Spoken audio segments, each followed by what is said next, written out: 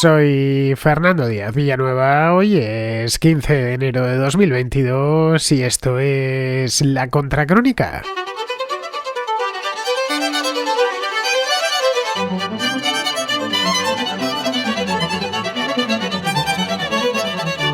Bienvenidos a La Contraportada. Recuperamos hoy sábado 15 de enero, como he dicho antes.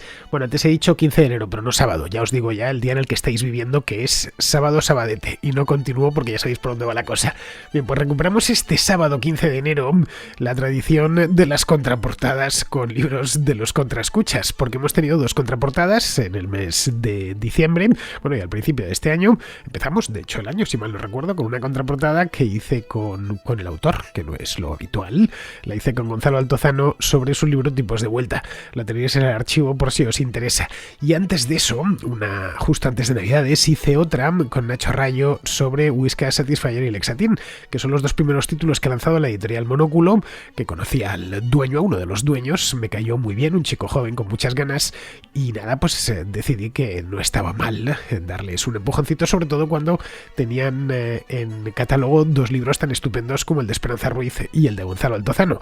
Ya os prometí que tan pronto como pudiese volvíamos de nuevo con los contraescuchas, porque este programa, La Contraportada, como le pasa al contraplano, como le pasa a la contrarréplica, es un programa de los contraescuchas que de vez en cuando algún autor, bueno, en el caso de Nacho Rayo ni siquiera era el autor, era el que le había puesto el título, no era el prologuista, era el que le había puesto el título al libro de Esperanza Ruiz, pero bueno, de vez en cuando algún autor, no muy a menudo, pues viene, y ya me gustaría que viniesen más, todo hay que decirlo, si no fuera yo tan huevón a la hora de producir entrevistas, es decir, de llamar al interesado, de traerle hasta aquí y demás. Siempre es bueno escuchar a los autores de los libros. Bien, pues tan pronto como pudiera, que era hoy mismo, es decir, el día 15 de enero, volveríamos con los contraescuchas y sus libros, que es de lo que va este programa. Hoy tengo unos cuantos que están aquí esperando en el escritorio, algunos especialmente buenos, sobre todo el primero que vamos a ver, que por supuesto es el libro de la semana. Bien, como este programa es vuestro, enteramente vuestro, y podéis participar quien quiera hacerlo, pues nada, poneros a ello, pero para poder participar necesitáis antes saber el número de WhatsApp al que tenéis que enviar esas notas de voz con vuestras contracríticas literarias. El número es el siguiente, apuntadlo bien, metedlo en la agenda. Es el 690-827909, con el más 34 delante para que me llegue bien. Y respecto a la duración, pues os lo digo todos los fines de semana, entre 1 y 3 minutos, aunque en el caso de la contraportada no pasa nada. De hecho, os invito a que dure un poco más, a que dure 2, 3, incluso 4 minutos, porque hablar de un libro en un minuto a mí la verdad se me pone un poco cuesta arriba. Bueno, ya sé que me enrollo demasiado. Hoy voy a tratar de enrollarme menos, es decir, de no hablar tanto de los libros, especialmente de los libros que me gustan. No sé todavía, porque no he hecho el programa, no sé si lo conseguiré. De cualquier manera, pasamos ya a la contraportada.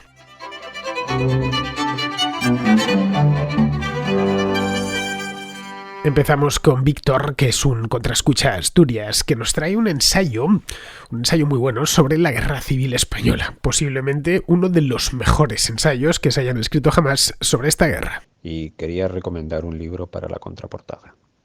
El autor se llama Burnet Bolodin.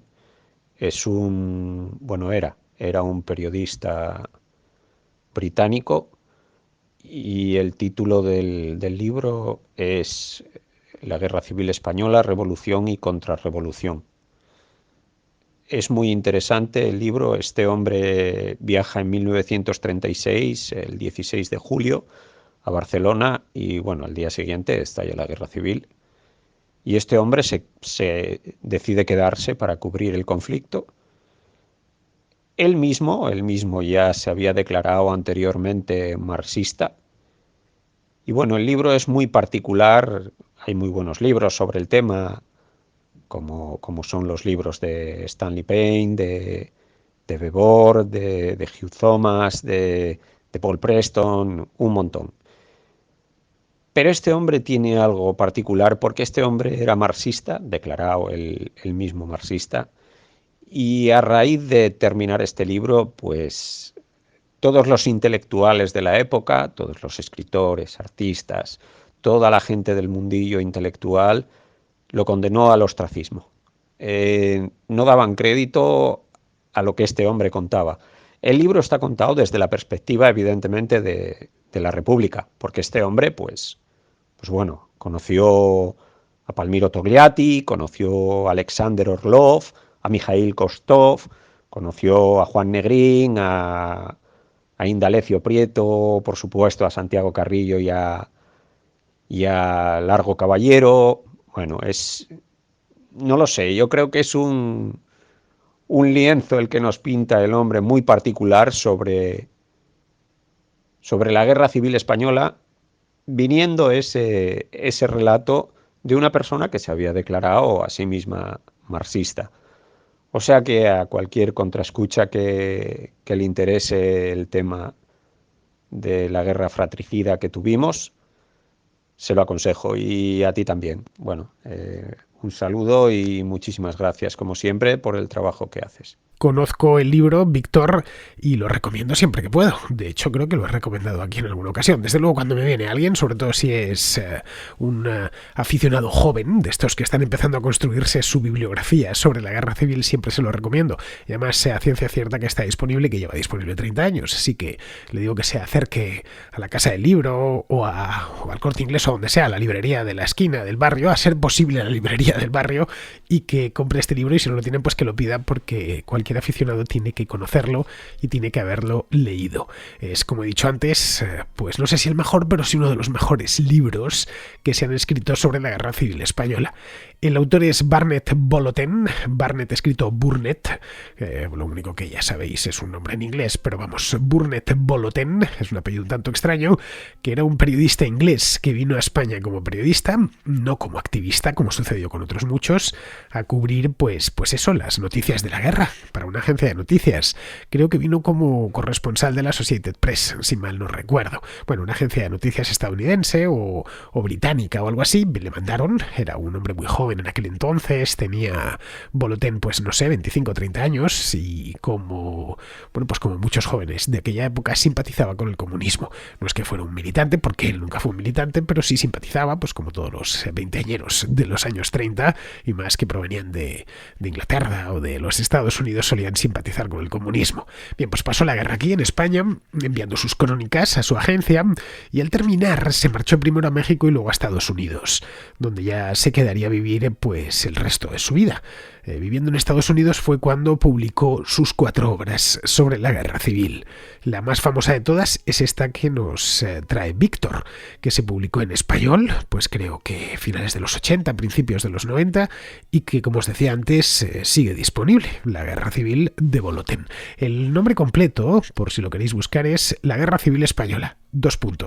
Revolución, o debajo el subtítulo, Revolución y Contrarrevolución.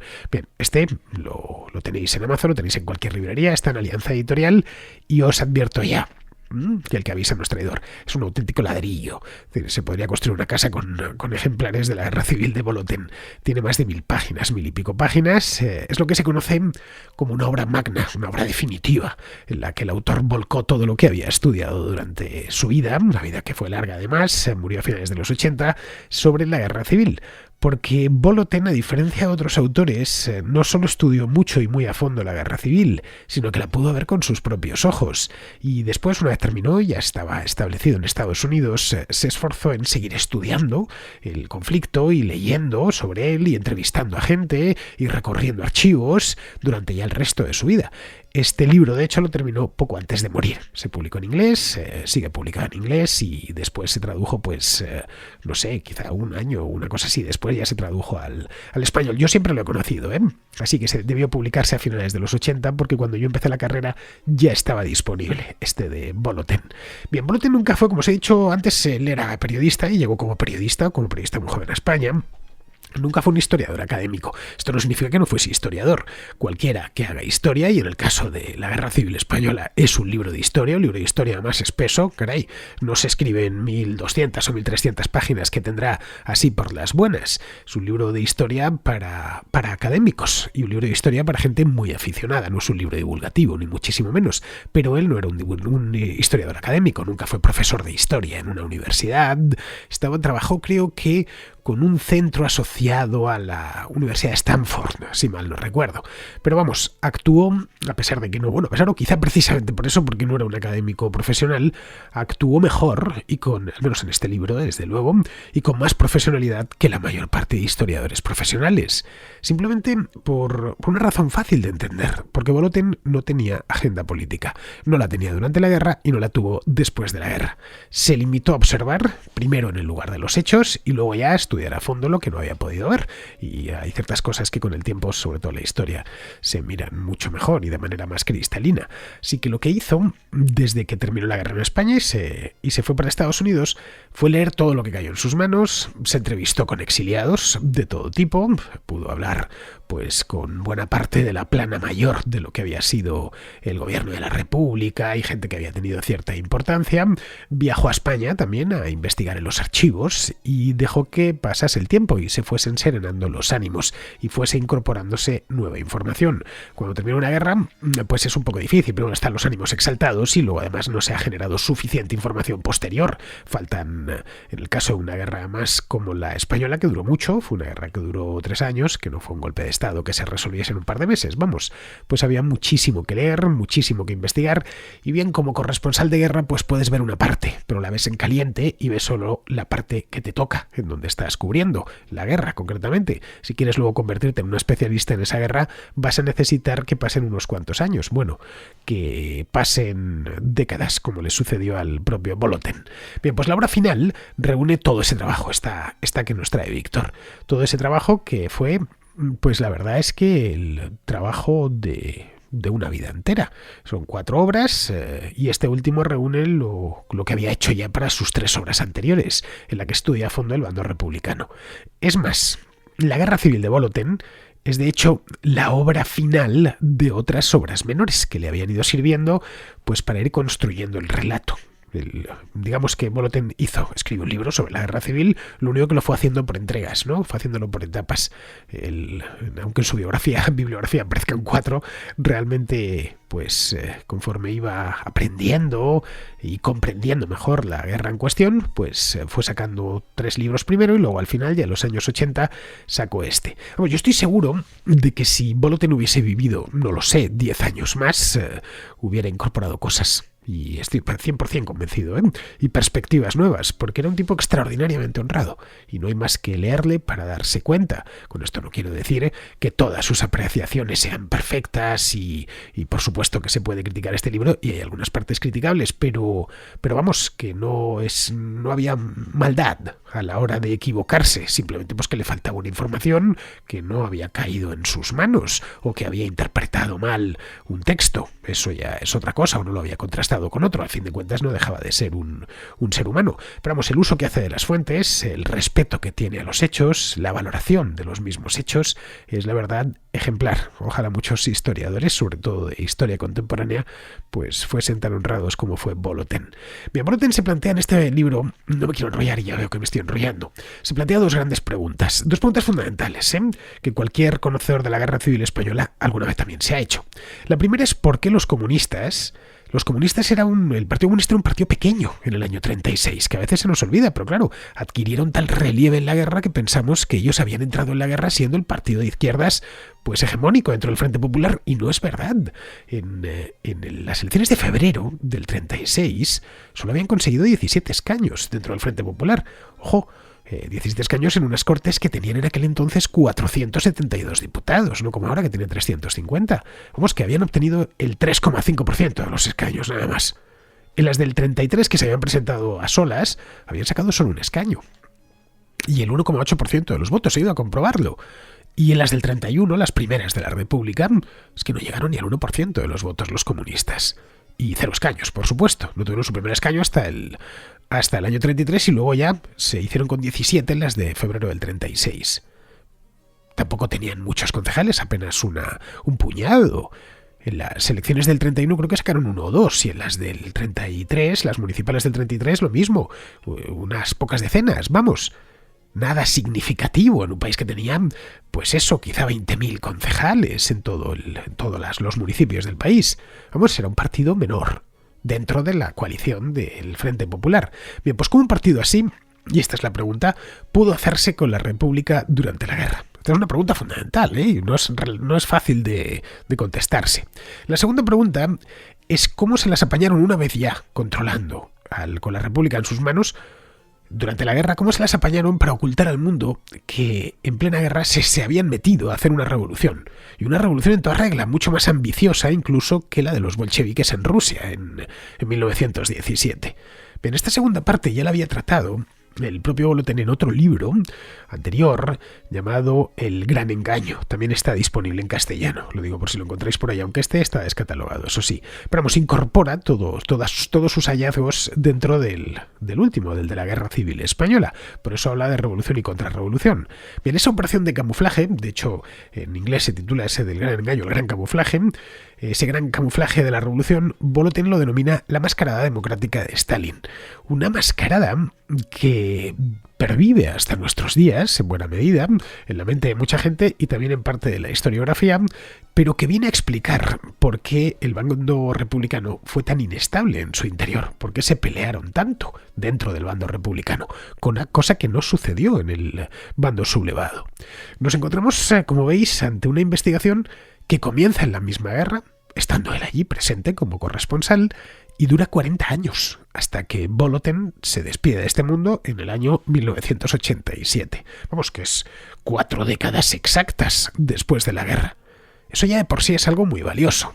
No todo el mundo está dispuesto a investigar un conflicto durante 40 años, es decir, durante prácticamente toda su vida. Y ese es poco común, vamos.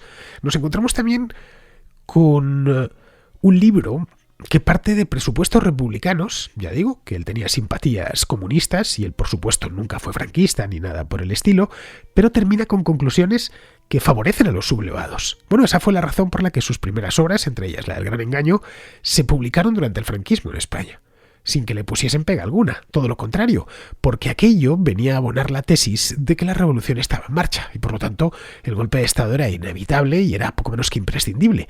Y sí, es verdad, estaba en marcha, pero durante la guerra. Eso es lo que viene a demostrar, con hechos, vamos, y con datos viene a demostrar Volotin, no antes de la guerra, por lo que el golpe de Estado de la Junta Militar no estaría justificado. Claro, evidentemente en el franquismo pues hicieron la lectura un poco que les vino en gana.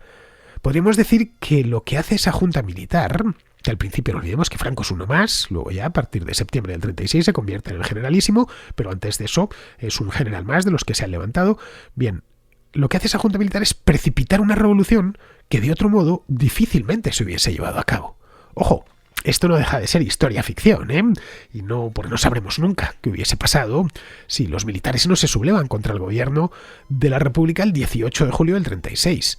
Lo que sí sabemos, y es lo que viene a demostrar Volotin, con un aparato de textos que es apabullante, caray, por eso tiene 1000 y pico páginas, es que, en este libro, vamos, es que la República del 31 desaparece a lo largo de 1937. Bueno, no a lo largo, el mes de mayo de 1937, tan pronto como cae el gobierno de Largo Caballero, que cae en mayo de ese año. Y los comunistas, con apoyo soviético, manifiesto, se hacen con el poder absoluto. Colocan a Negrín como hombre de paja, lo mantienen hasta el final de la guerra, durante ya, pues hasta el año 39, hasta marzo del 39, durante 2 años, y se dedican a librarla pues casi por su cuenta, eliminando por supuesto a todos sus oponentes y llevando a cabo con gran éxito la gran mascarada esta hasta el final de la guerra.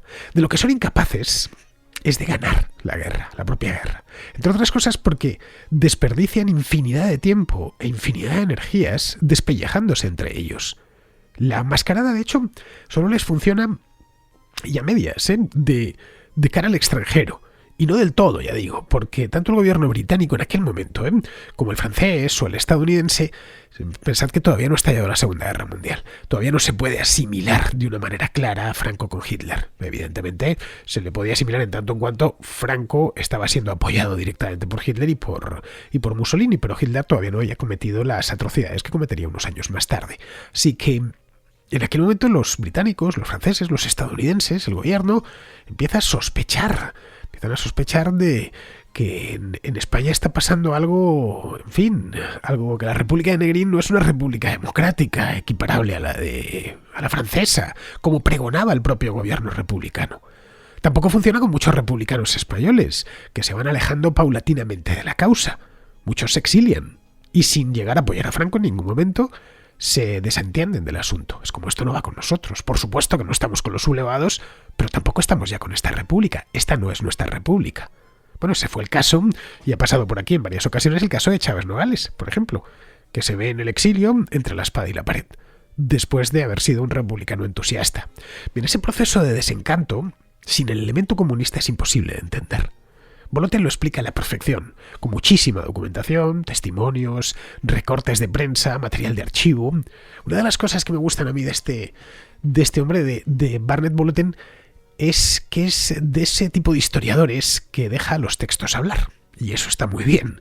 Y os aseguro que de la Guerra Civil nos ha llegado mucho texto, muchísimo. Alocuciones radiofónicas, películas. En fin, es una guerra plenamente moderna, con documentación a raudales. Vale, es cierto que parte de esa documentación es simple propaganda y hay que descontarlo, pero hasta de la propaganda se puede sacar información útil para entender un periodo histórico. En fin, no me enrollo más, mira, se me ha ido un cuarto de hora. Es un libro muy recomendado para cualquiera que quiera profundizar en la Guerra Civil Española. Es más, si alguien está muy interesado concretamente en esta guerra o en este periodo de la historia de España y no ha leído a Boloten, no sé qué espera, en serio, le va a ser francamente útil. Vamos, para mí es fundamental.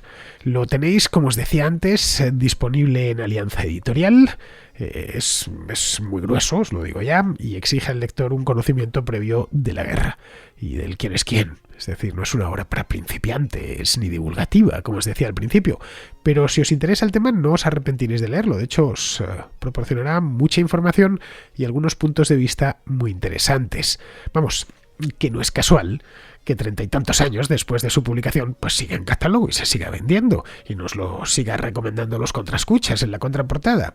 La Guerra Civil de Boloten es todo un clásico que además se tradujo a varios idiomas. Os dejo el enlace de Amazon, lo tengo aquí delante. Cuesta, eso sí, un poquito caro, son, claro, 1000 y pico páginas, entonces cuesta 46 eurazos. Pero bueno, si estáis interesados en el tema, entiendo yo que os merecerá el gasto.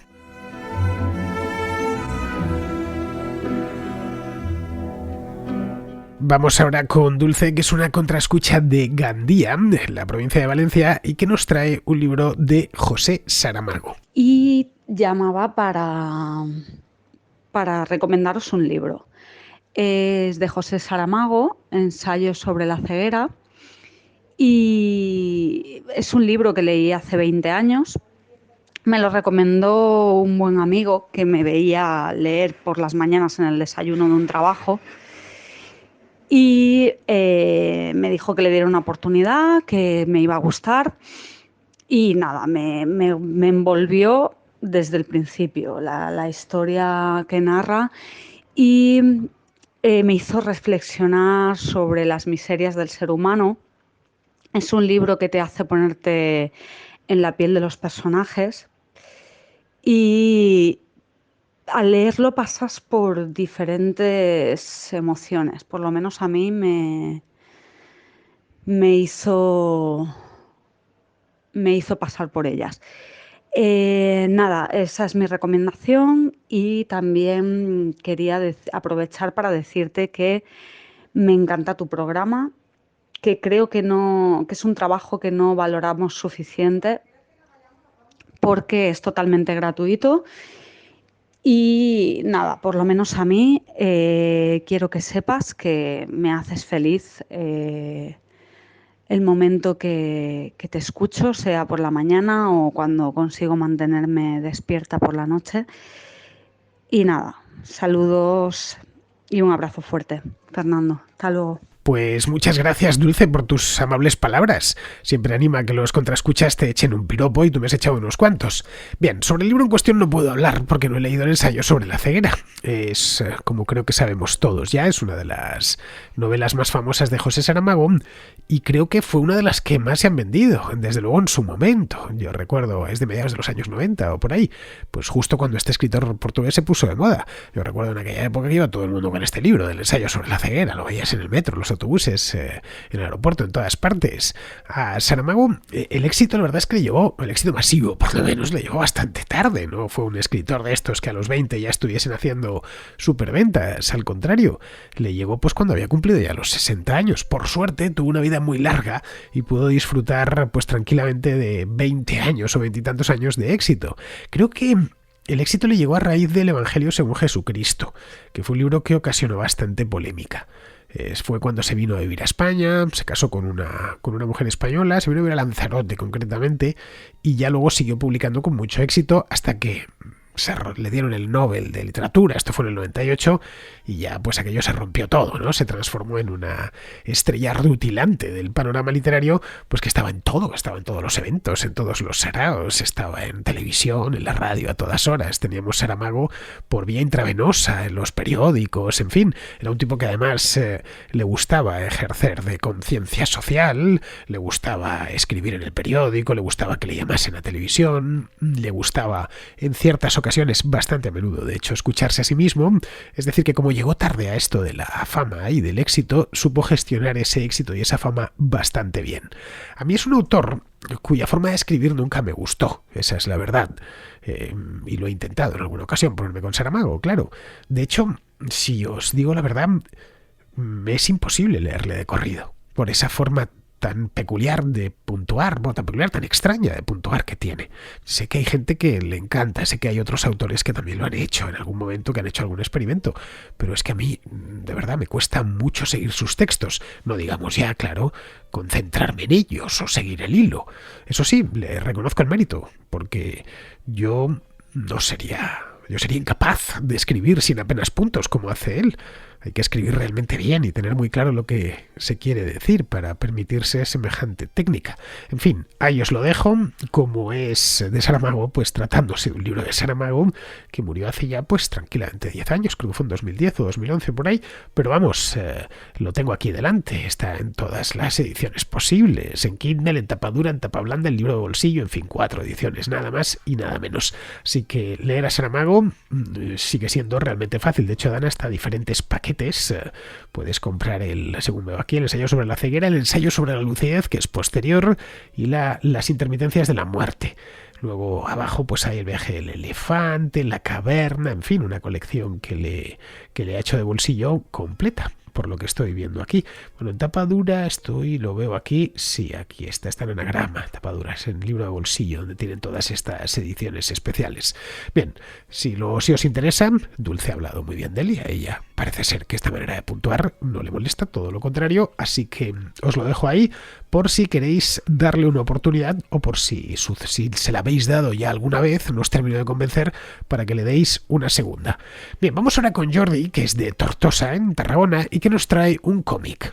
Esta vez quisiera hacerte una pequeña aportación para tu programa sobre libros que haces de vez en cuando. Se trata de una colección en cómic que pude conocer a raíz de una visita a Asturias y que conocí en la oficina de turismo precisamente de Santa María del Naranco. Se trata de la crónica de Leo de Gundo. Es una colección en 5 volúmenes de cierto grosor de un cómic que trata sobre, digamos, una época bastante desconocida para el público en general, ¿no? Que se trataría de la Alta Edad Media hispana. Empieza el primer volumen, que es El Cantar de Liuba, se llama. La historia va referida pues, a una crónica que escribe un monje en el siglo IX-X y sobre una serie de aventuras y personajes entre los siglos VIII y su época, ¿vale? Está muy bien porque de alguna manera puedes ver personajes, el dibujante pues es bastante bueno y dibuja muy bien pues lo que es la sociedad, las características, etcétera, de la época alto medieval. La época del final del reino visigodo, cómo era esa gente, algún plano de cómo sería la Toledo capital del reino godo, cómo pues los vilicianos traicionan a Rodrigo en la batalla de Guadalete o de la Janda. Todo esto pues de una manera pues gráfica, es decir, como cómic, ¿no? Pero también no solo eso, sino que los personajes también viajan a la Constantinopla del siglo VIII, la que es Constantinopla iconoclasta, el emperador Justiniano II, también viajan a Bagdad. ¿Ves? Está todo muy bien documentado, sobre todo en lo que son las arquitecturas, los vestidos, etcétera, etcétera. Creo que puede ser muy interesante. Como crítica, diría que en algún punto, sobre todo a partir del tercer volumen, empieza a ser bastante místico. Ya es un poco místico en los demás, pero quizás es más historiográfico, ¿no? Pero vamos, yo creo que es bastante recomendable para cualquiera. Ahora te pasaré una foto de la colección por si quieres echarle un vistazo, ¿vale? Y creo que los volúmenes están todos a la venta por cualquier red, por unos 30 y pico euros cada uno, ¿vale? A mí personalmente me ha gustado más el primero y el segundo, pero me he hecho con los cinco, la verdad, y me gustó mucho por la temática y la época en la que se ambienta, ¿vale? Es cierto que existen otras novelas que intentan evocar esa época, por ejemplo, en el 2019, una que se llama El Reino Imposible de Yayo Balbás. Estoy leyendo ahora, pero quizás no lleguen a la potencia que puede tener un cómic, ¿de acuerdo? Venga, un abrazo, Fernando, hasta pronto. No conocía estos cómics, Jordi, hasta que he escuchado tu mensaje, y la verdad es que ha sido todo un descubrimiento. Me he quedado un buen rato mirándolos y buscando información sobre ellos. Son de hace unos cuantos años, por lo que veo, no son ni mucho menos nuevos. No sé cómo se me ha podido escapar, pues quizás sean tantos años. Quizás sea porque la fecha de publicación que veo aquí es del año 2013, es decir, hace ya casi 10 años. Y se me han debido escapar porque es que leo poco cómic, pero parece que está muy bien, he leído alguna cosilla, incluso por aquí por internet, poniéndolo por las nubes. Se titula La crónica de Leodegundo, es de un ilustrador llamado Gaspar Meana y lo publica UIB, Ediciones UIB, es decir, la editorial de las Islas Baleares, de la Universidad de las Islas Baleares. Pero está disponible en Amazon, lo tengo yo aquí en tapa blanda, eso sí, no es un libro ilustrado, no hay versión en Kindle ni tampoco se la espera. En fin, según veo aquí, son un total de 5 volúmenes que recorren la historia del reino de Asturias en los siglos 8 y 9, que es cuando existió ese siglo concretamente. No sé quién será el tal Leodegundo, supongo que un personaje ficticio porque no conozco yo ningún personaje histórico que se llamase así. Tampoco es que sepamos mucho del reino de Asturias, Ese fue un reino que duró solo un siglo y del que nos ha llegado muy poca información. Unas pocas crónicas como la albeldense o la rotense, que fueron crónicas pues hechas en aquel momento, escritas en latín, por monjes, en el siglo IX, cuando el reino de Asturias acababa de nacer y sus primeros monarcas pues trataban de legitimarse mediante crónicas que les emparentasen con los visigodos. Son, como os decía, textos en latín y que aportan muy poca información. Bueno, la albeldense tiene unos 15 folios de A4 estoy hablando. Eso es todo lo que sabemos de ello, de esta crónica, no hay mucho más. Vamos, hoy no darían ni para publicar un librito pequeño, ni para un libro breve, para un articulito en internet y poco más. Las podéis encontrar todas estas crónicas en internet, incluso traducidas, y es una delicia leerlas porque son muy descriptivas y tienen vocación enciclopédica, es decir, que hablan de todo un poco, hablan de geografía, de historia, de lengua, tratando de ofrecer al lector una imagen general de lo que pues había sucedido antes, dónde lo ha hecho, etcétera. Bueno, tengo delante, él ha ido a buscar la crónica albeldense. Recordad, esto es un documento de hace más de 1000 años. Tiene, pues claro, pues es que va a finales del siglo IX y estamos a principios del XXI. Y empieza así. Os lo voy a leer en castellano, eso sí, no en latín, pero empieza de la siguiente manera. Es cuando lees estos textos es cuando sientes que la historia se está dirigiendo a ti. Descripción de todo el mundo. Todo el mundo está descrito desde el tiempo de Julio César por varones sapientísimos como Nicodoso, Didimitio, Teodoto y Policlito. En medir el Oriente se emplearon 21 años, 2 meses y 8 días. En el Occidente 26 años, 3 meses y 17 días. En el Septentrión 29 años, 2 meses y 3 días. Y así continúa. Luego ya pasa el segundo punto, es la descripción de España. Es decir, de estos que dicen que España es un término que se inventó ayer, ¿no? Que se lo inventó Franco. No, lo tenemos ya en la crónica albeldense, lo de España como descripción geográfica. Pues dice, primeramente por Íbero se llamó Iberia, después por Hispalo, España. También se dijo Hesperia por la estrella occidental denominada Hespero. Su situación es entre África y Galia. Al septentrión la cierran los montes Pirineos y por las demás partes está rodeada de mares. Es fecunda en todo género de frutos y riquísima en toda especie de metales y piedras preciosas. Entonces ya pasa a describir lo que hay. Tiene 6 provincias con sedes episcopales. En primer lugar Cartago, que está en la Carpetania, la sede metropolitana es Toledo, que tiene bajo ella Oreto, Viatia, Dentesa, Acibas. Va desgranando todas las diócesis. Luego continúa, de los ríos de España. El Betis corre 410 millas, el Tagus, el Tajo, corre 602, el Minius, que es el Miño, 313, y el Iberus, el Ebro, siglo 304. Luego se mete, dice, bueno, ya está bien de España, vamos a hablar de las 7 maravillas del mundo. Las 7 maravillas del mundo son: 1, el Capitolio de Roma; 2, el Faro de Alejandría; 3, el Belorofonte de Esmirna, y así continúa hasta la 7ª. Luego, de las propiedades de las naciones. Esto es fantástico. Dice, de los griegos la sabiduría, de los godos la fuerza, de los caldeos el consejo, de los romanos la soberbia, de los francos la fiereza, de los bretones la ira, de los escoceses la sensualidad, de los sajones la dureza, de los persas la codicia, de los judíos la envidia, de los etíopes la paz, de los galos el comercio. Y luego continúa diciendo cosas célebres de España. El trigo floreal de Narbona. Narbona está hoy en Francia, pero bueno, formaba parte del reino visigodo. El vino de Vilarz, los higos de Viatia, el trigo de los campos godos, los mulos de Hispali, los caballos de tierra de moros, las ostras de Mancario, las lampreas de Taitíber, las lanzas de la Galia, la escanda de Asturias, la miel de Galicia, y así continúa, ¿no? La disciplina y ciencia de Toledo. Bueno, como veis, es una auténtica maravilla leer estos textos traducidos al castellano. Se entiende, obviamente, pues tenemos que leerlos en un latín, que además era un latín un poco zarrapastroso, el de estos monjes ya del siglo IX, y luego ya va pasando y se mete en la cronología. Primero de el origen del mundo, cuando se fundó, de datos extraídos de la Biblia, luego de los romanos, de los emperadores, luego habla de los reyes godos y termina hablando del reino de Asturias, que es para lo que está ahí. Él ha escrito esto para hablar del reino de Asturias, que es la parte final. Y pone, siguen los nombres de los reyes católicos leoneses. Bien, empieza Pelayo, hijo de Beremundo, sobrino de Roderico, rey toletano. Bueno, parece que es una descripción del Señor de los Anillos. Fue el primero que vino a los montes de Asturias y se ocultó en la cueva de Anseva. Después su hijo Fabila, después Alfonso, yerno de Pelayo. Después de él su hijo Froila. Y al final termina... Esto está escrito a finales del siglo IX. Entonces termina diciendo lo que está pasando, casi hace periodismo de aquel momento. Termina diciendo... Llegó después al castillo de Pontecurvo en los linderos de Castella e intentó tomarlo, pero al tercer día, viendo eran inútiles sus esfuerzos, se retiró. Era su defensor el conde Didaco. Tampoco logró apoderarse del castillo de Sigerico, que estaba a la sazón muy fortificado. Por el mes de agosto avanzó al Mundar hasta los términos de Legio, es decir, de León. Mas habiendo llegado a sus oídos que estaba nuestro rey en aquella ciudad dispuesto a defenderse y a combatir en el castillo de Sublancia, partió de noche desde el río Cela y llegó a lucir al mismo día. Como veis, lo va haciendo como si hubiera ocurrido ayer. Bueno, claro, está contando algo que le ha ocurrido ayer. Y ella termina. Y ya el referido a Badella no cesa de instar con la paz y amistad a nuestro rey, pero aún no sabemos lo que Dios dispondrá. Y ahí termina. Luego ya pasa a hablar de los musulmanes en España, cómo llegaron. Como veis, esto es lo que se sabía. Lo podéis encontrar, esta de Albeldense o cualquier otra de las crónicas asturianas las podéis encontrar en internet. Bueno, esto es lo que sabía alguien realmente culto del siglo IX. Esa era toda la información de la que disponía. Y claro, para que no se perdiesen, la dejó por escrito.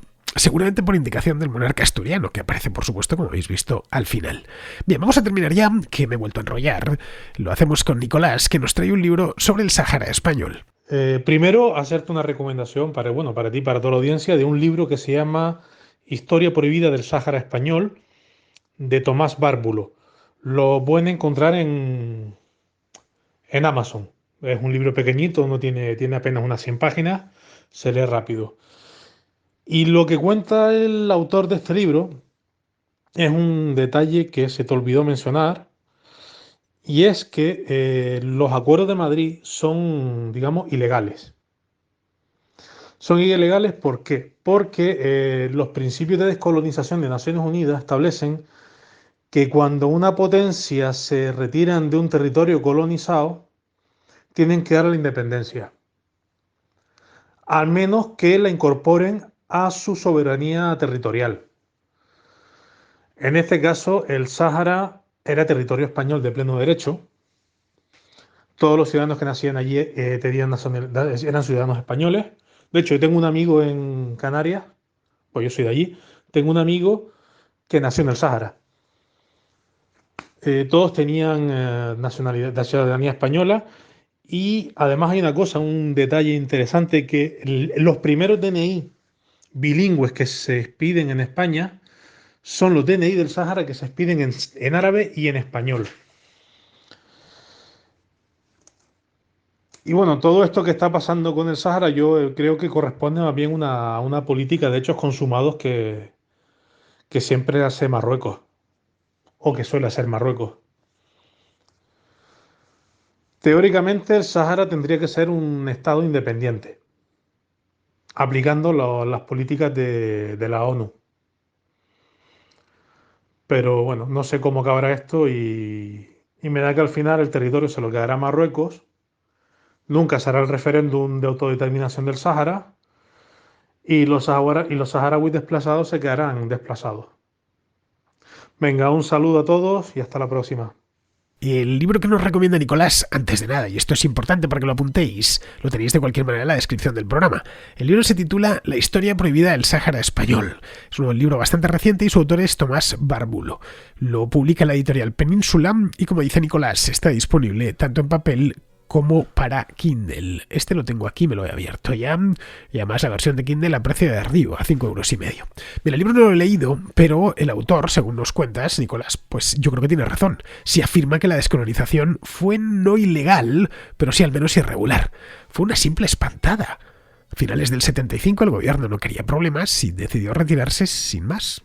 Así, acordando su retirada, eso sí, con los acuerdos de Madrid famosos, con Marruecos y Mauritania, para que entre ambas se repartiesen el territorio. Lo que no se plantearon fue dar la independencia al Sáhara, porque quienes la pedían, es decir, el Frente Polisario, habían estado hostigando a los españoles durante años, y claro, Madrid no se les consideraba parte en aquella negociación. Mauritania lo que hizo fue ocupar un asentamiento español al sur del Sáhara, que se llamaba La Güera, y que hoy está despoblado, está cerca de Nuadhibu, y renunció a todo lo demás. Así que solo quedó Marruecos. Y Argelia lo que hizo, Argelia es el eterno rival en el Magreb de Marruecos, lo que hizo fue dar cobijo a los del Frente Polisario en su territorio, que es donde siguen, por cierto, en Tinduf. Desde entonces España pues se ha lavado las manos una y otra vez, las tiene desgastadas de tanto lavárselas con este tema, vamos, a pesar de que oficialmente sigue siendo la potencia administradora del territorio. Pero eso, claro, eso es sobre el papel. La realidad es que ya ha pasado ya medio siglo, casi medio siglo, es que la mayor parte del Sáhara es ya parte de Marruecos, que envió miles de colonos que llevan décadas asentados allí. Vamos, que son tan saharauis como los saharauis. No le vas a decir a un marroquí, nacido hace 30 años en el Aaiún, que esa no es su tierra. Porque es que lo es, esa es la verdad. Ha nacido allí, se ha criado allí, vive allí. Luego el problema hoy, en 2022... es otro muy distinto al de 1976, cuando el último soldado español salió del Sáhara. En fin, con esto ya, queridos amigos, podemos dar por terminada la contraportada de hoy, que nos ha salido un poquillo medieval por esta crónica albeldense que os he leído un trocito. Os podía seguir, son maravillosas estas crónicas. Luego, para que digan, es que la historia, es que las fuentes no tienen interés, las fuentes tienen un interés tremendo. Es, de hecho, la parte del trabajo de historiador pues posiblemente más entretenida, porque es cuando la historia te habla. Bien, pues con esto, queridos amigos, terminamos ya la contraportada de hoy y os emplazo a que regreséis por aquí mañana.